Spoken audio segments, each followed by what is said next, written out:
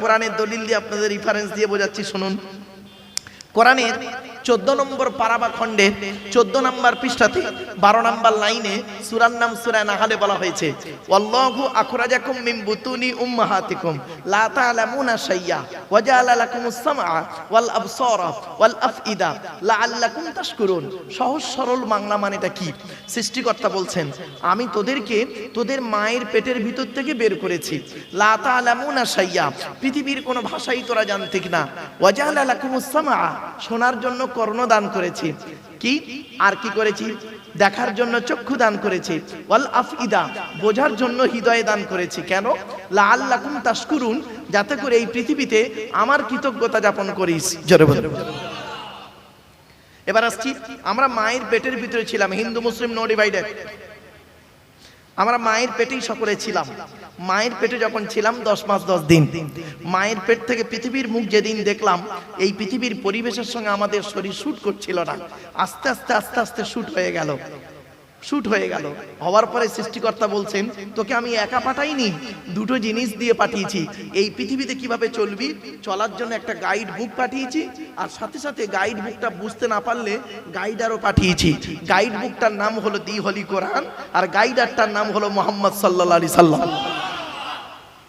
এখন যদি আমরা গাইড বুক আর গাইডার এই দুটোকে যদি ফলো করি, তাহলে আমাদের কোনো প্রবলেম হবে না, ঠিক না বেঠিক? বাস আরেকটা উদাহরণ দিচ্ছি বোঝার জন্য বাপেরা। কম্পিউটারের যুগ, আধুনিক বিজ্ঞান এখন কম্পিউটার নিয়ে পড়ে আছে, ঠিক না বেঠিক? তো কম্পিউটার শিখতে গেলে দুটো জিনিস লাগে। একটা হলো কি জানেন? কম্পিউটার শিখতে গেলে দুটো জিনিস কি? একটা হলো থিওরি আর একটা হলো প্র্যাকটিক্যাল, তাই তো বাপ? Theory practical. তো ইসলামে দুটো জিনিস আছে, থিওরি প্র্যাকটিক্যাল। ইসলামের থিওরিটার নাম কোরআন, আর প্র্যাকটিক্যালটার নাম হলো মুহাম্মদ সাল্লাল্লাহু আলাইহি সাল্লাম।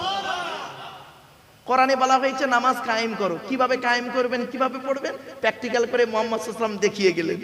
কোরআনে বলা হয়েছে রোজা রাখো। কিভাবে রাখবেন? প্র্যাকটিক্যাল করে মুহাম্মদ সাল্লাল্লাহু আলাইহি সাল্লাম দেখিয়ে গেলেন। কোরআনে বলা হয়েছে নাপাক থেকে পাক হও, পবিত্র থেকে অপবিত্র থেকে পবিত্রতা অর্জন করো। কিভাবে করবেন? প্র্যাকটিক্যাল করে মুহাম্মদ সাল্লাল্লাহু আলাইহি ওয়াসাল্লাম দেখিয়ে গেলেন। কোরআনে বলা হয়েছে মানুষের সঙ্গে ভালো আচরণ করো। কিভাবে করবেন? প্র্যাকটিক্যাল করে দেখিয়ে গেলেন মুহাম্মদ সাল্লাল্লাহু আলাইহি ওয়াসাল্লাম। তো আজকে যদি আমরা এই থিওরি আর প্র্যাকটিক্যাল এই দুটোকে নিয়ে যদি চলি, তাহলে আমাদের কোনো সমস্যাই থাকবে না, ঠিক না বেঠিক? চলো, তো আজকের আলোচনার শুরুতেই শ্রদ্ধেয় সভার সভাপতি সাহেব, আমন্ত্রিত উলামা হযরত, জ্ঞানী গুণী বুদ্ধিজীবী এবং দিন দরদি, ইসলাম দরদি, মুমিন মুত্তাকি মুসলমান, সালেহ নেককার আল্লাহওয়ালা বাবাজিরা, আমার যুবক ভাইরা, স্নেহের কচি কচি বাচ্চারা, পর্দার অন্তরালায় পর্দানসীনা মা ও বোনেরা, এবং তার সাথে জানাই আমার আওয়াজ শ্রবণকারী মুসলিম অমুসলিম সমস্ত জাতির মানুষেরা, সৃষ্টিকর্তার কাছে আমরা কৃতজ্ঞতা যাপন করি এ কারণেই, যিনি আমাদেরকে বসিয়েছেন রাতের আরামকে হারাম করে দিয়ে, মূল্যবান সময়কে ব্যর্থ দিয়ে, রাতের অনেক কাজকে ফেলে রেখে আমরা এখানে বসেছি কিছুক্ষণ কোরআন হাদিস ইজমা কিয়াসের ধর্মের কিছু কথা, যে কথাগুলো শুনলে আগামীতে কিভাবে চলবো এবং আমাদের জীবনের ভুলগুলো সংশোধন করতে পারবো, সেই শোনার বোঝার আমল করার উদ্দেশ্য নিয়ে যিনি আমাদেরকে বসিয়েছেন, সেই সৃষ্টিকর্তার দরবারে একবার শুকরিয়া যাপন করি, বলুন আলহামদুলিল্লাহ। এবার আসছি, আমার সাথে সাথে একটু দয়া করে বলুন সুবহানাল্লাহি ওয়া বিহামদিহি সুবহানাল্লাহিল আযীম। এটি হলো বুখারী শরীফের শেষ হাদিস, আর বুখারী শরীফের প্রথম হাদিস হলো ইন্নামাল আ'মালু বিন্নিয়াত। এর বাংলা অর্থ হচ্ছে প্রত্যেকটা কাজ তার নিয়তের উপরে নির্ভর করে। তাই এতগুলো জ্ঞানী গুণী বুদ্ধিজীবী মানুষ আপনারা এসেছেন, আপনাদের অন্তরে একটা নিয়ত বা উদ্দেশ্য আছে। আমি অধম আব্দুল্লাহ গিল মারুফ, তেমন ইলিম নেই, তেমন জ্ঞান নেই, আল্লাহ পাক আমাকে এখানে আনিয়েছেন, আমারও অন্তরে একটা নিয়ত বা উদ্দেশ্য আছে। আমার নিয়তটা আপনারা কেউ জানেন না, আপনাদের নিয়তটা আমিও জানি না। সুতরাং উভয়ের নিয়ত যিনি জানেন তিনি কে? আল্লাহ। ইন্নাল্লাহা আলিমুম বিদাতিস সুদূর, নিশ্চয়ই সৃষ্টিকর্তা প্রত্যেকের অন্তরের খবর জানেন। তাই আজকের এখানে যা কিছু আলোচনা হবে আপনাদের মাঝে আমার মাঝে, আজকের আলোচনার সাক্ষী থাকবে কে? আল্লাহ। আল্লাহু শাহীদুম বাইনি ওয়া বাইনাকুম, আপনাদের মাঝে আমার মাঝে আজকের আলোচনার সাক্ষী রাখলাম সৃষ্টিকর্তা আল্লাহ পাককে। এবারে আসছি আলোচনার বিষয়বস্তু সম্পর্কে। কিসের উপরে আজকের আলোচনা করব? আজ আমি আপনাদের কাছে মাত্র 3টি বিষয়ের উপরে আলোচনা করব। কটি? 3টি বিষয়ের উপরে আলোচনা করব। তবে আমি বাবা একটু স্পিডে কথা বলি, একটু মানিয়ে নেবেন, হ্যাঁ? এখন একটু ধীরে ধীরে বলছি, একটু স্পিডে কথা বলি, একটু মানিয়ে নেবেন। চলো, আজকে আমি আপনাদের কাছে তিনটি বিষয়ের উপরে আলোচনা করব। কি কি একটু বলে দিই আগে। প্রথমে, যার দেওয়া পৃথিবীতে বাস করি, যার দেওয়া সূর্যের কিরণ গায়ে লাগাই, যার দেওয়া চাঁদের প্রতিফলিত রশ্মি রাতে ব্যবহার করি, যার দেওয়া আকাশের পানি পান করি, যার দেওয়া জমিনের তলা থেকে পানি তুলে পান করি, যার দেওয়া জমিনে ঘর বেঁধে থাকি, চাষ করে খাই, যার দেওয়া অক্সিজেন ফিরি ফিরি নেই, কার্বন ডাই অক্সাইড ছেড়ে দিই, এ সমস্ত অবদান কার? তাই জীবনের সব ক্ষেত্রে জন্ম থেকে মৃত্যু পর্যন্ত মাথা নত করবো, সাজদা দেব, ভিক্ষা চাইবো একমাত্র শুধুমাত্র কার কাছে? ব্যাস, এটা যত তাড়াতাড়ি বুঝতে পারবেন তত তাড়াতাড়ি আমার বক্তব্য আপনাদের বোধগম্য হবে। It is my concept. তাই আজকের প্রথম আলোচনার টপিক হবে সৃষ্টিকর্তার বায়োডাটা, সৃষ্টিকর্তার পরিচয়, আল্লাহর পরিচয়। আল্লাহর পরিচয় হলো, আল্লাহ নিজেই বলছেন, সৃষ্টিকর্তা নিজেই বলছেন, কোরআনের মধ্যে আছে মাত্র চারটি। সৃষ্টিকর্তা হতে গেলে তার চারটে পরিচয়। এই চারটে জিনিস যার মধ্যে দেখবেন তাকে সৃষ্টিকর্তা বলে মেনে নেবেন। আমি আপনাদের বলে যাচ্ছি, সৃষ্টিকর্তা হতে গেলে তার চারটে শর্ত আছে। চারটে শর্ত আমি বলে দিচ্ছি, একটু পরেই দাঁড়ান। 2 নাম্বার হলো, সৃষ্টিকর্তা যুগে যুগে মানুষকে সঠিক পথে চালনা করানোর জন্য নবী এবং রসুল পাঠিয়েছেন, অ্যাপোস্টল প্রফেট পাঠিয়েছেন। নবী পাঠিয়েছেন, রসুল পাঠিয়েছেন মানুষকে সঠিক পথে চালনা করানোর জন্য। এই নবীদের পরিচয় হলো মাত্র তিনটে। কটা? তিনটে। তাহলে সৃষ্টিকর্তার পরিচয় কটা? চারটে, নবীদের তিনটে। এবার বাকি আছি আমরা। আমাদের পরিচয় হলো, টোটাল কোরআনে আছে মাত্র দুটো। কটা? ব্যাস। আজকে যদি সৃষ্টিকর্তার পরিচয়, আল্লাহর পরিচয় চারটে, নবীদের পরিচয় তিনটে, আর আমাদের পরিচয় দুটো, এই তিনটে বিষয়ে যদি আপনাদের বোঝাতে পারি তাহলে কষ্ট করে আপনাদের এখানে আসাটা সার্থক, আর জলসা দেওয়াটাও সার্থক। ঠিক না ঠিক? ব্যাস, চলো শুরু করছি। তার আগে আর একটা কথা বলে নিচ্ছি বাপ, পৃথিবীর সব থেকে কঠিন কাজ কি জানেন? আমি আমার স্টুডেন্টদেরকে একদিন, MA সেকেন্ড ইয়ারের স্টুডেন্টদেরকে একদিন প্রশ্ন করছি, পৃথিবীর সব থেকে কঠিন কাজ কি বলতো, আর পৃথিবীর সব থেকে সহজ কাজ কি বল। তখন স্টুডেন্টরা পুরো চুপ হয়ে আছে, মাস্টার ডিগ্রি স্টুডেন্ট তো পুরো চুপ হয়ে আছে। তো তখন বলছে, একজন বলছে, স্যার মানে বলতে পারছে না ভয়তে, কি বলবো, পৃথিবীর সব থেকে কঠিন কাজ কি আর পৃথিবীর সব থেকে সহজ কাজ কি? দয়া করে একটু শুনে যান, হিন্দু মুসলিম সকলকেই অনুরোধ করছি, চলো শুনে নিন। পৃথিবীর সব থেকে কঠিন কাজ হলো আত্মসমালোচনা করা। কিছু বললেন? নিজেকে নিয়ে সমালোচনা করা পৃথিবীর সব থেকে কঠিন কাজ। আত্মসমালোচনা করো। এই জন্য বিবেকানন্দ একটা কথা বলতেন, বিবেকানন্দ বলতেন, লোকে কি হয়েছে, কি দেখেছে, কি শিখেছে, এটা বড় কথা নয়, তুমি নিজে কি হয়েছো, কি দেখেছো, কি শিখেছো, এটাই হলো মূল ম্যাটার। আমরা আত্মসমালোচনা করি না। আসুন না একটু আত্মসমালোচনা করি নিজেকে নিয়ে।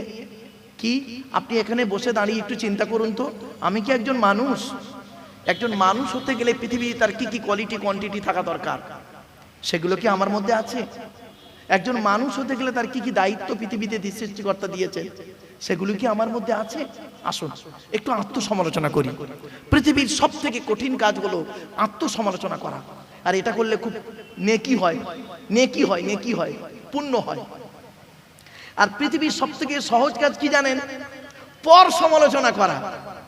পর সমালোচনা করা, এটা করলে গুনাহ হয়, আর এটা খুব সহজ কাজ। ঠিক না বেঠিক? ছোট্ট একটা উদাহরণ দিচ্ছি, রাগ করবেন না, কেউ রেগে যাবেন না, কিন্তু হিন্দু মুসলিম সকলকেই বলছি, কেউ রেগে যাবেন না, দয়া করে আমাকে ভুল বুঝবেন না। আসলে কি জানেন, দুধওয়ালা, কি বললাম, বলুন বলুন, দুধওয়ালা লোকের বাড়ি বাড়ি যায়, দুধ কিনে সহজে কেউ খেতে চায় না। মদওয়ালা দোকান দিয়ে রাজার হাটে বসে আছে, ও মোটর সাইকেলে তেল পুড়িয়ে মদ কিনে খেয়ে মারামারি করে হাজি সাহেবের বেটা রমজান মাসে রাজারহাট থানার মধ্যে লকাবে চুম মেরে বসে আছে। দুধওয়ালা কোথায় গেছিল? ওর বাড়ি গেছিল, দুধ কিনে খায়নি। আসলে আমরা এমন মানুষ না, আমরা এমন মানুষ না, নিজের পাপের বাটখারা দিয়ে অন্যের পাপ ওজন করি। কিছু বুঝতে পারছেন? নিজের পাপের বাটকারা দিয়ে, মানে নিজে পাপ করে করে করে করে না একটা বড় বাটকারা করে ফেলেছি। বাটকারা, আপনারা বাটকারা বলেন তো নাকি? হ্যাঁ, নিজের পাপের বাটকারা দিয়ে নিজের পাপ কোনোদিন আমরা ওজন করিনি, মাপিনি। অন্যের পাপ ওজন করে আমরা এমন মানুষ। আমরা এমন মানুষ না, দুধওয়ালাকে বলি এই দুধে জল দিসনি তো, আর মদে জল মিশিয়ে খাই। আমরা এমন মানুষ না, 100 টাকা চোরকে 100 টাকা চোরকে গাছে বেঁধে মারি, 1000 কোটি টাকার চোরকে স্টেজে তুলে ফুলের তোড়া দিয়ে সংবর্ধনা জানিয়ে স্যালুট জানাই। ঠিক না বেঠিক?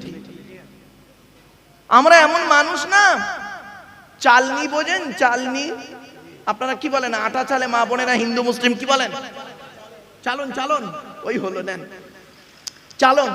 আচ্ছা, চালনের পিছনে ছিদ্র কটা বলুন না? অসংখ্য। আর সূচের পিছনে ছিদ্র কটা? একটা। তো চালন একদিন সূচকে বলছে। কে বলছে? চালন। কাকে বলছে? সূচকে। চালন সূচকে বলছে, তোর পিছনে ছিদ্র কেন রে? তা সূচ কি উত্তর দেবে? আপনারাই বলুন। চালন সূচকে বলছে তোর পিছনে ছিদ্র কেন বল। তা সূচ কি উত্তর দেবে?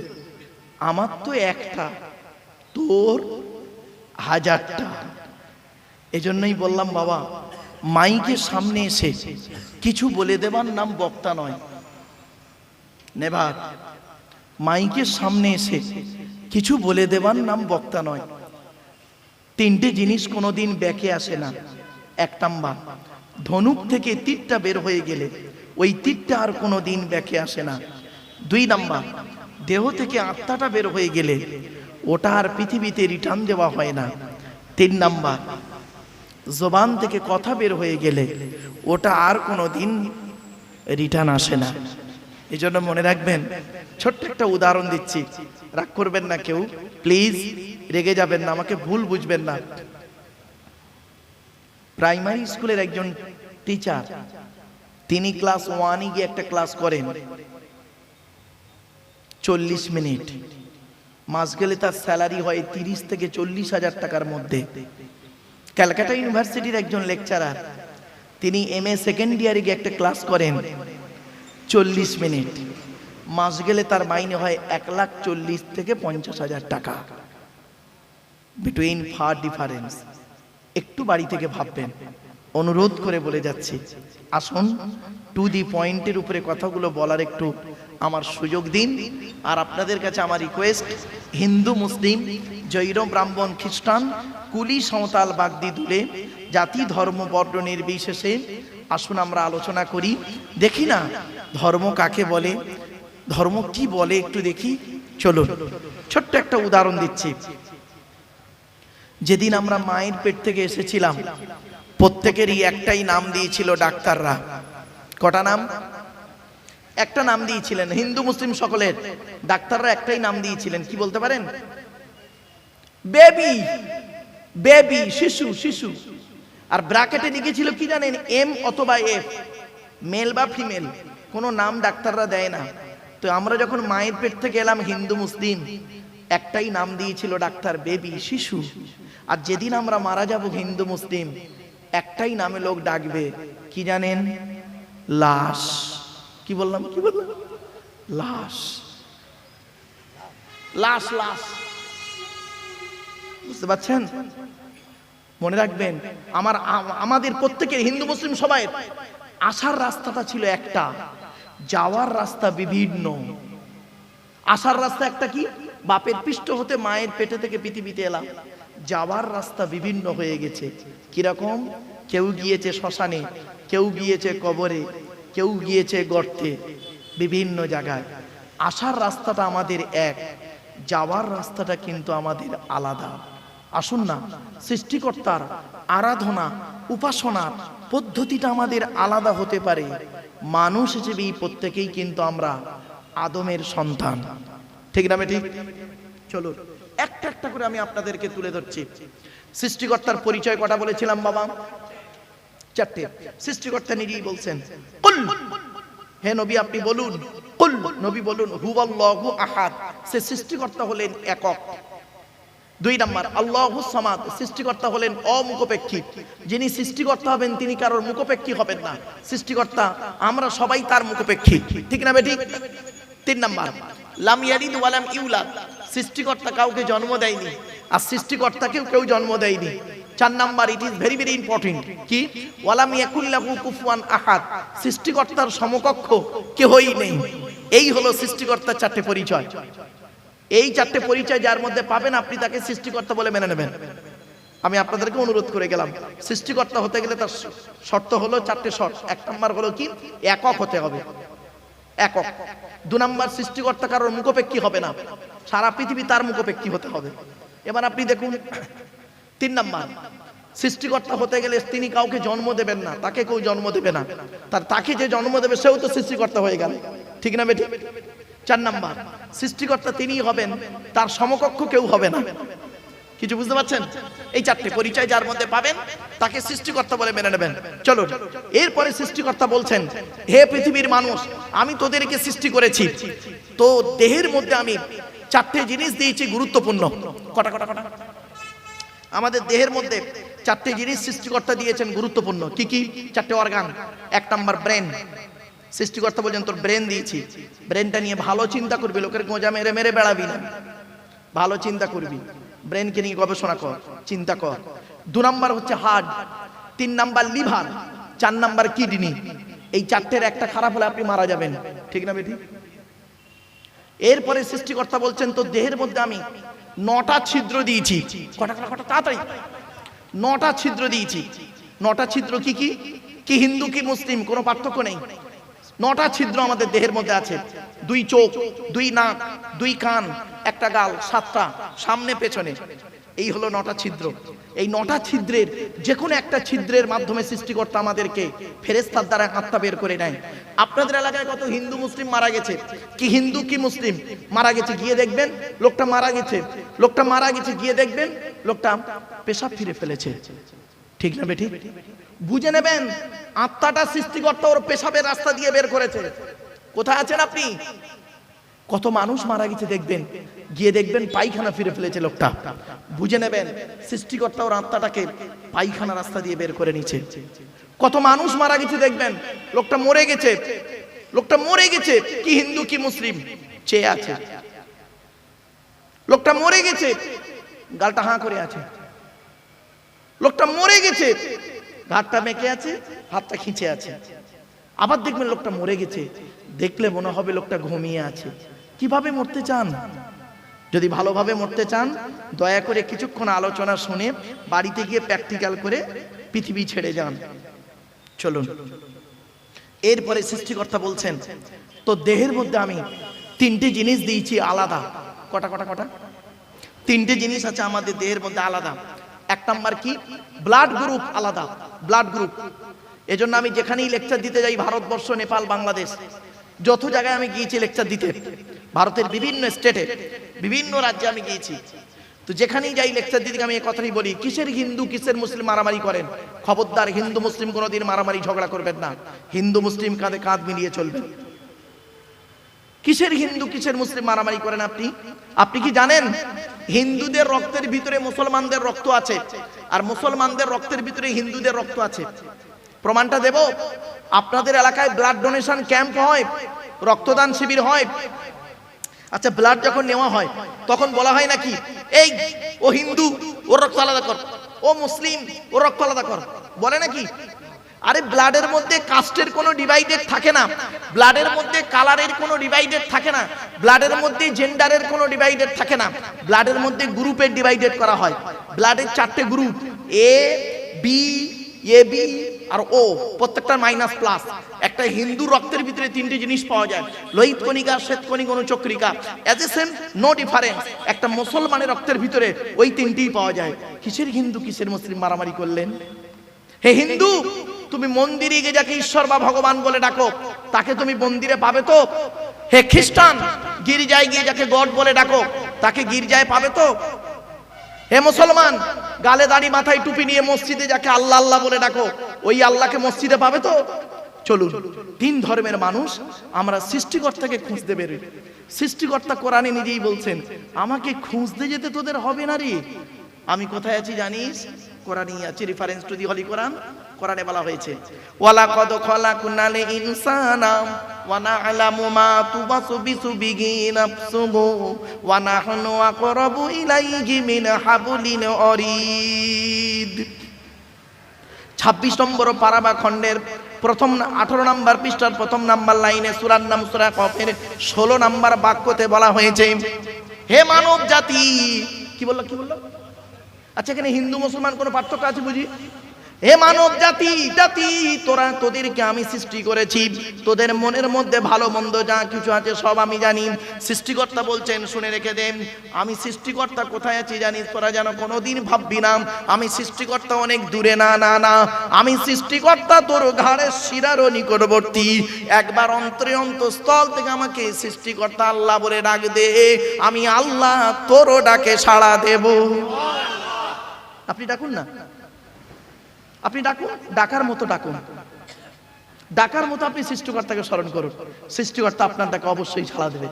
আপনি তো ডেকেছেন অন্যভাবে। চলো একটা একটা করে বলে যাই। আসলে আমরা নিজেদের মধ্যে মারামারি করি কেন? সত্যিকারের এডুকেশনের অভাব, শিক্ষার অভাব। এজন্য আমি আপনাদেরকে অনুরোধ করে বলে যাচ্ছি, করজোড়ে নিবেদন করছি, ছেলে মেয়েকে সুশিক্ষায় শিক্ষিত করুন, সুশিক্ষায় শিক্ষিত করুন। আপনারা কি জানেন, এই যে আমার আগেই পীরজাদা উজায়ের সিদ্দিকী ভাইজান যে আলোচনা করছিলেন, কোরআনের উপরে হাদিসের উপরে বিভিন্ন দিক নিয়ে আলোচনা করছিলেন, আপনাদের ধারণা কি, আপনাদের কি মনে হয় কোরআন কি শুধু মুসলমানদের জন্য এসেছে? না, মানব জাতির কল্যাণের জন্য এসেছে কোরআন। কি নেবেন আপনি কোরআনে? আমাকে একজন প্রফেসর প্রশ্ন করেছেন, অমুসলিম প্রফেসর, সনাতন ধর্মের মানুষ, উনি হিন্দু মানুষ, হিস্ট্রি প্রফেসর। আমাকে বলছেন, মারুফ সাহেব আমি আপনার লেকচার কন্টিনিউ শুনি, এবং ভদ্রলোকের সঙ্গে কথা বলে যা বুঝলাম উনি কোরআন ভালো পড়তেও পারেন।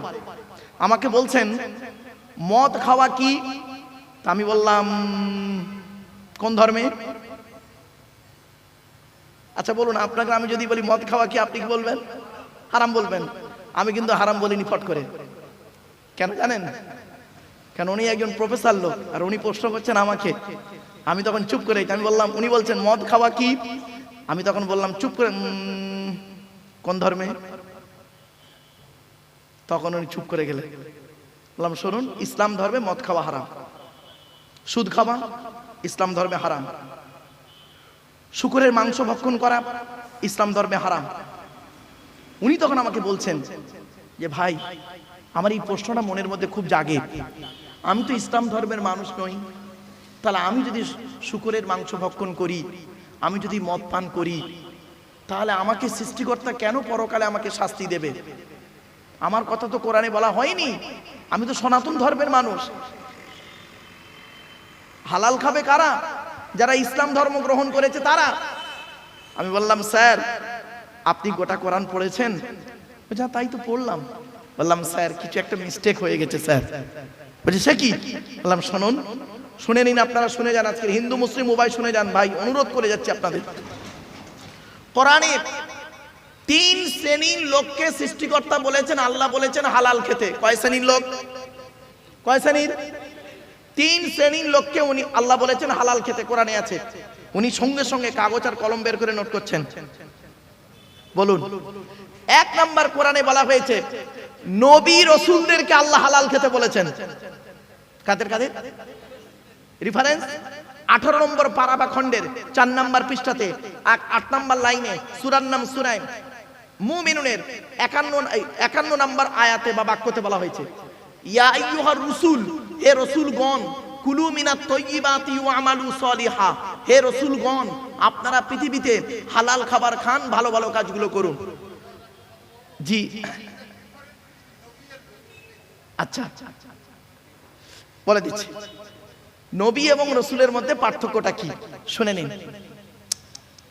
নবীদের উপরে, নবী রাসূলের মধ্যে পার্থক্য অনেক রয়েছে, আমি জাস্ট 2-3টে বলে দিচ্ছি। যাদের উপরে আসমানি কিতাব এসেছেন তারা হলো রসুল, আর যাদের উপরে আসমানি কিতাব আসেনি তারা হলো নবী। ঠিক আছে, সকল রসুল নবী, কিন্তু সকল নবী রসুল নয়।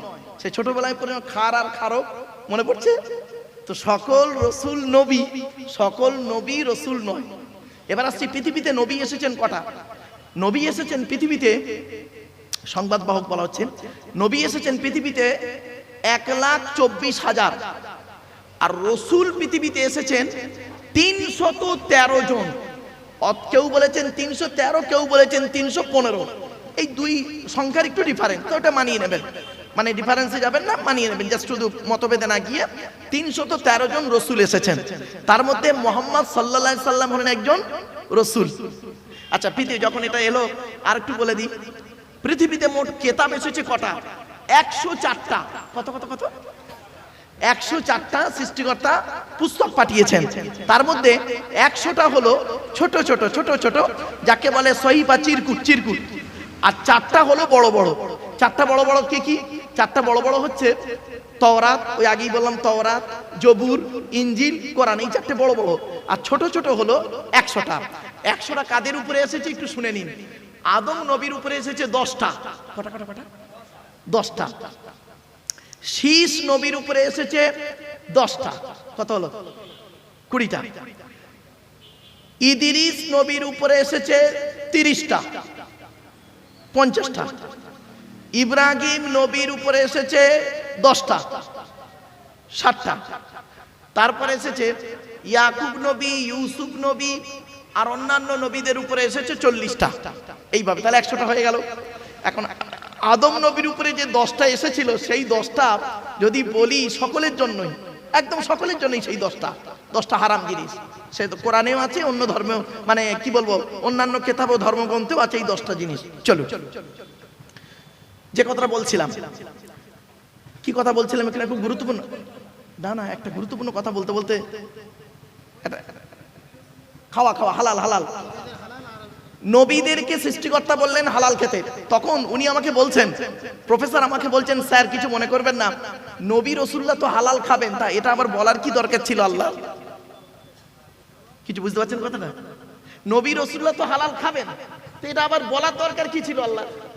আমি তখন বললাম, স্যার আপনি কি জানেন, কোরআনের অন্য একটা রেফারেন্স আপনাকে দিচ্ছি, শুনে নিন। 8 নম্বর পারার 10 নম্বর পৃষ্ঠার 9 নম্বর লাইনে, সূরার নাম সূরা আরাফের মধ্যে সৃষ্টিকর্তা বলছেন, ফালানাসআলান্নাল্লাযীনা উরসিলা ইলাইহিম ওয়ালানাসআলান্নাল মুরসালিন। এর বাংলা মানেটা কি শুনবেন? প্রত্যেক নবী, সহজ করে বলছি, মানে মফহুমিয়াত তরজমাটা করছি, প্রত্যেক নবী রাসূলকে কিয়ামতের মাঠে সৃষ্টিকর্তা জিজ্ঞাসা করবেন, আপনাকে পৃথিবীতে নবী করে পাঠিয়েছিলাম, আপনি কি আপনার দায়িত্ব পালন করেছেন? আপনাকে রসুল করে পাঠিয়েছিলাম পৃথিবীতে, আপনি কি আপনার দায়িত্ব পালন করেছিলেন পৃথিবীতে? এবার আপনারা বলুন, নবী এবং রসুলদেরকে যদি এই রকম প্রশ্নের সম্মুখীন হতে হয়, আপনি আমি কোন জায়গায় দাঁড়িয়ে আছি? আপনাকে আমাকে জিজ্ঞাসা করবেন না সৃষ্টিকর্তা ভাবলেন কি করে?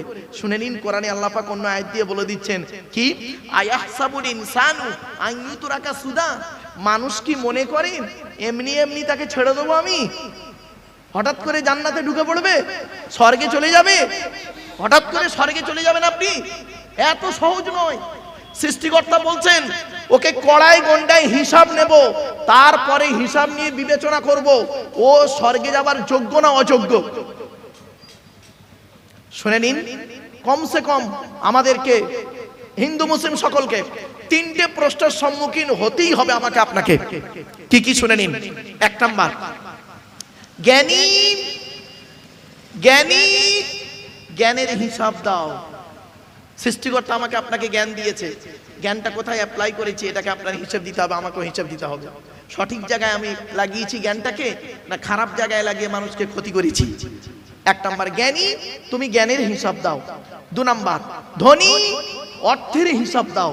তোমাকে আমি অর্থ দিয়েছিলাম, কোথায় তুমি টাকাটা ব্যয় করেছো হিসাব দাও। আর 3 নাম্বার খুব ইম্পর্টেন্ট, হিন্দু মুসলিম বলে যাচ্ছি সকলকে, যুবক যৌবনের হিসাব দাও। তুমি যৌবন কালটা কোথায় তুমি ব্যয় করেছো? এত সহজ নয়। চলো, তাহলে 1 নাম্বার হলো নবী রাসূলদেরকে সৃষ্টিকর্তা বললেন হালাল খেতে। উনি তখন আমাকে বলছেন, স্যার কিছু মনে করবেন না, আমি তো নবীও নয় রাসূলও নয়। তাহলে 1 নাম্বারটা, আমরাও কেউ নবী রাসূল নয়, ঠিক না বেঠিক? তাহলে 1 নাম্বারটা বাদ। দ্বিতীয় নাম্বারটা দেখি কাদের হালাল খেতে বলেছেন সৃষ্টিকর্তা। কোরআনে আছে, যারা আল্লাহকে বিশ্বাস করে, নবীকে বিশ্বাস করে, তাদেরকে এক কথা ইসলামিক পরিভাষায় বলে মোমেন। কি বললাম বাবা? মোমেন।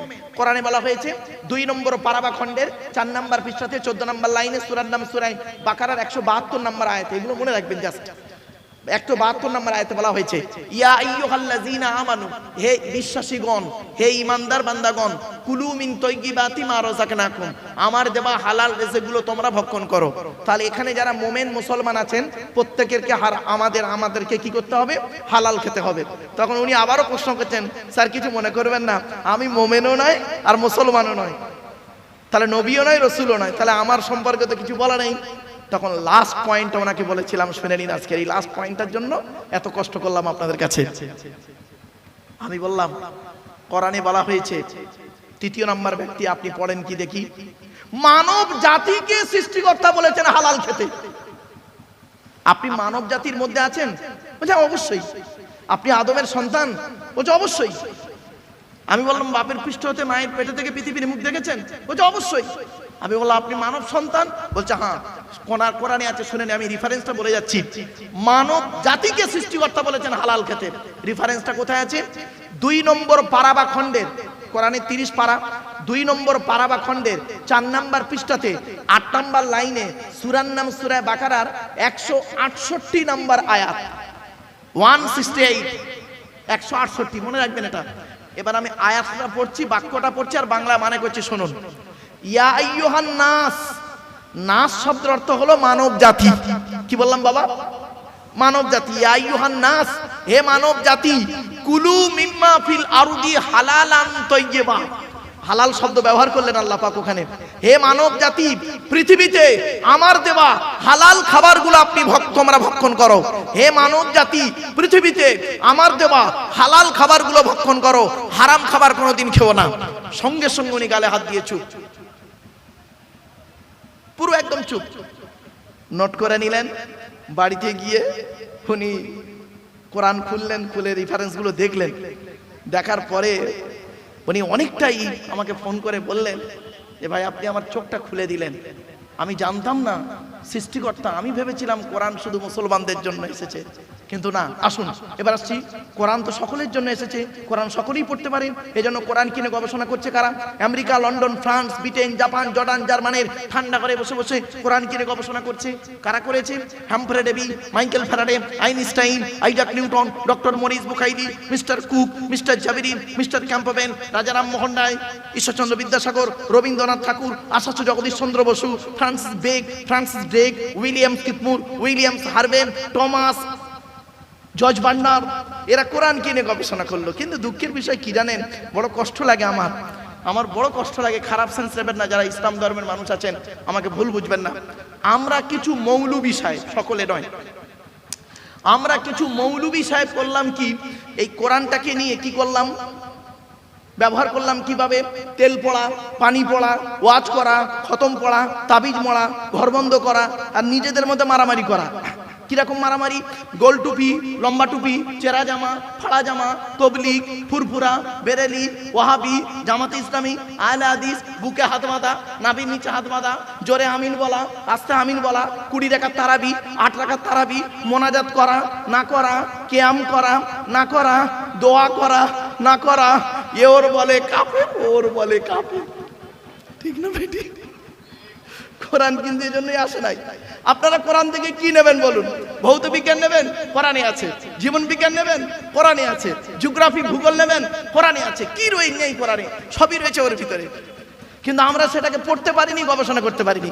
এজন্য আমি আপনাদেরকে অনুরোধ করছি, আপনারা কোরআন পড়ুন, পড়লেই দেখবেন শুরু থেকে শেষ পর্যন্ত পড়ুন, এবং এটাও পড়বেন সাথে সাথে আপনাদের অনুরোধ করে বলে যাচ্ছি, এই বাক্যটি কোথায়, কোন অবস্থায়, কোন কারণে অবতীর্ণ হয়েছে ভুলভাল মানে করবেন না, তাহলে ফেঁসে যাবেন।